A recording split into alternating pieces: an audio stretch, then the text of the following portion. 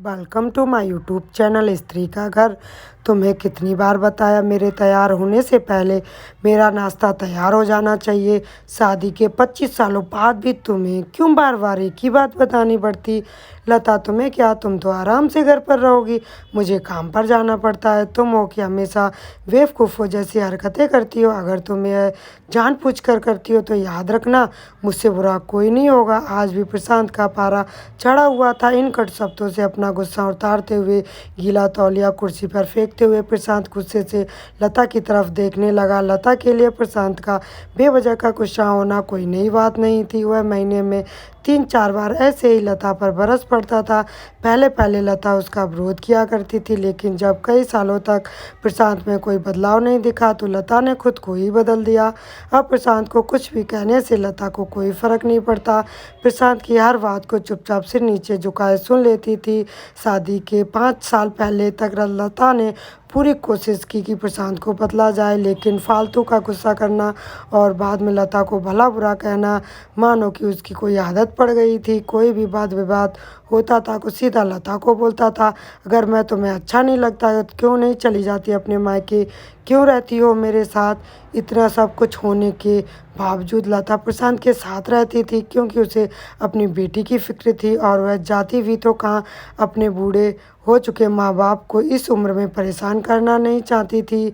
समाज और लोग क्या कहेंगे, यह भी तो उसे देखना था। वह इतनी पढ़ी लिखी भी नहीं थी कि खुद जाकर कोई नौकरी कर सके और अपना और अपनी बेटी का पालन पोषण कर सके। लता को अब अपनी फ़िक्र नहीं थी, उसको फ़िक्र थी कि बस अपनी शादी लायक हो रही बेटी की। लता नहीं चाहती थी कि पत्नी के झगड़े की बजाय काव्या डिस्टर्ब हो। काव्या की पढ़ाई पूरी हो चुकी थी, उसके लिए अब शादी के रिश्ते आने लगे थे। कई रिश्तों को काव्या ने ठुकरा दिया था। 2-3 महीने बाद एक अच्छा रिश्ता आया। रिश्तेदारों और पहचान के लोगों ने भी लड़के के बहुत गुणगान किए। प्रशांत एक शाम अपनी बेटी के साथ बैठकर उसे बताने लगा, काव्या बहुत अच्छा लड़का है, पढ़ा लिखा है, बड़ा घर का है, कुछ बहुत अच्छी नौकरी है, ऐसे रिश्ते बार बार नहीं आते। बेटा, इस बार मना मत करना। काव्या अपने पिता से ज़्यादा बात नहीं करती थी, शायद डरती थी या शायद नफरत करती थी, लेकिन आज वो अपनी पूरी हिम्मत इकट्ठा कर बोली, मुझे अभी शादी नहीं करनी है पापा, मैं नौकरी करना चाहती हूँ, खुद अपने पैरों पर खड़ी होना चाहती हूँ। हाँ, तो उसमें क्या बड़ी बात है। मैंने लड़के से बात की है, वह तुम्हें किसी बात के लिए नहीं रोकेगा। तुम शादी के बाद भी नौकरी कर सकती हो, वह तुम्हें नौकरी के लिए परमिशन दे देगा।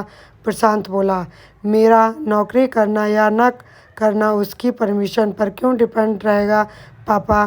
काव्या ने पूछा, मैं कह रहा हूँ ना तुम्हें कि किसी भी चीज़ की कमी नहीं होगी। वहाँ ऐसे रिश्ते बार बार नहीं आते, इसे ठुकरा मत, बहुत खुश रहोगी तुम वहाँ। प्रशांत बोला, पापा क्या मैं उतनी ही खुश रहूँगी जितनी मम्मी इस घर में खुश हैं। काव्या ने तंज कसते हुए कहा, आज तुम्हारी जबान बहुत ज़्यादा नहीं चल रही। प्रशांत गुस्से से आंखें बड़ी करते हुए बोला, पापा मुझे शादी ही नहीं करनी है, क्योंकि शादी के बाद अगर वह लड़का आपके जैसा निकला तो मैं क्या करूँगी। मुझे आपके जैसा जीवन साथी नहीं चाहिए जो बिना बात के मुझ पर हमेशा चिल्लाए। मुझे कुछ भी अपनी पसंद का लेना हो तो 10 बार सोचना पड़े, कहीं वह नाराज़ ना हो जाए। मेरी तबीयत कैसी भी हो उसे परवाह ना हो, रोटी थोड़ी सी मोटी बन जाए तो घर सर पर चढ़ा ले, उसकी चेकबुक ना मिले तो मुझे ही दोस्त निकाले और हर छोटी मोटी बात पर मुझे मायके जाने के लिए कहे। काव्या ने अपना दिल खाली करते हुए पापा से सब कह दिया। प्रशांत का गुस्सा सातवें आसमान पर था, लेकिन उसके मुंह से एक भी शब्द नहीं फूट रहा था। वो काव्या की बातें सुन रहा था। काव्या उतना ही बोलकर चुप नहीं हुई। आज पहली बार वह अपने पापा के सामने इतना कुछ बोल रही थी। पापा, आपने माँ के साथ हमेशा गलत व्यवहार किया। आप अपने ऑफिस का गुस्सा बिना सोचे समझे माँ पर उतार देते हैं। कभी इस बात की परवाह भी नहीं करते कि उन्हें कैसा लगता होगा। आपकी बातें सुन सुन माँ ने अपना स्वाभिमान खो दिया। प्रशांत आज पहली बार अपने लिए बर्तावों को महसूस कर पा रहा था। वो इतना ही बोला, जो तुम्हारा मन हो वो करो, मैं तो इतना बुरा ना हूँ। काव्या ने प्रशांत का हाथ पकड़ा और बोली, पापा मुझे सिर्फ एक सवाल का जवाब दे दो। क्या आप चाहोगे कि मेरा पति आपके जैसा हो? अगर आपके जैसा जवाब हाँ, तो मैं शादी तो कर दीजिए मेरा रिश्ता आज ही, और ना है तो मुझे आत्मनिर्भर बनने दीजिए। प्रशांत कुछ भी ना बोल पाया और वहाँ से चुपचाप बाहर चला गया। आज उसे लता के सामने जाने से शर्म आ रही थी। चलते चलते उसकी आंखों से आंसू बह रहे थे। प्रशांत ने आज से अपने आप को बदलने का निश्चय किया। अगले दिन से लता ने अपने पति में काफ़ी बदलाव देखा। वह सोचने लगी, जो हिम्मत काव्या ने दिखाई, वह हिम्मत अगर मैं पहले ही दिखा देती तो शायद आज परिस्थिति कुछ और होती। अब काव्या पढ़ लिख कर अच्छी नौकरी करने लगी थी और 3 साल बाद उसके लिए एक अच्छा रिश्ता आया। और उसकी विदाई पर प्रशांत बोला, बेटा तू हमेशा खुश रहेगी, क्योंकि तेरा पति तेरे बाप जैसा नहीं है। प्रशांत की यह बात सुनकर लता और काव्या की आंखों से आंसू बहने लगे। दोस्तों, हमारे समाज में औरतों को भले ही देवी का दर्जा दिया जाता, लेकिन वह स्वतंत्रता नहीं दी जाती जो उन्हें देनी चाहिए।